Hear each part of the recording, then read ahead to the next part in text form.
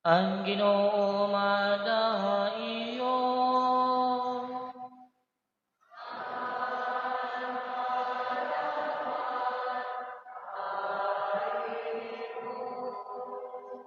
Pagbasa tigangan santos nga Ebanghelyo. Sumalakan San Marcos.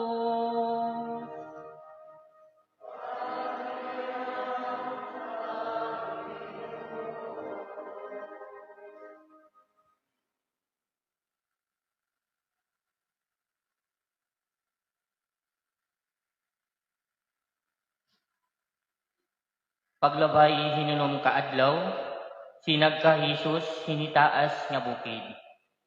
Wala iba nga iginupod niya labot kanda Pedro, Santiago ug Juan. Samtang nagkikinita hira, nabalhin ang panagway ni Jesus.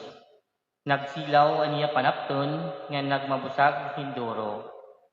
Walay bisan hino dinhiatuna in makakapabusag hinsugad hini.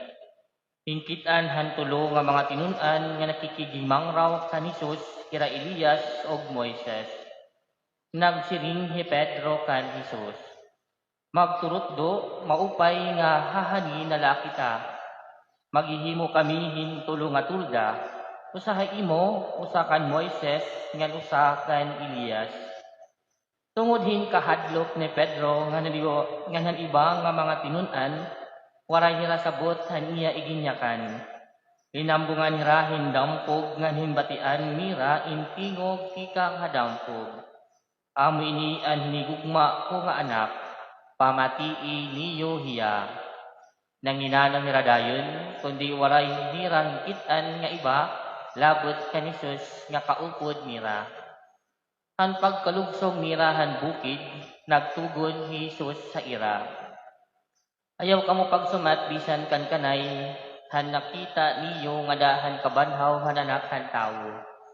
Gintuman nira aniya tugon, kundi nagiparupakianay ra, kung ano ang kariyag signon han pagkabanhaw han mga minatay. Mga kabugtuan ang Ebanghelyo han Ginoo. Dayawon ka, Kristo, alayon pangalingkod.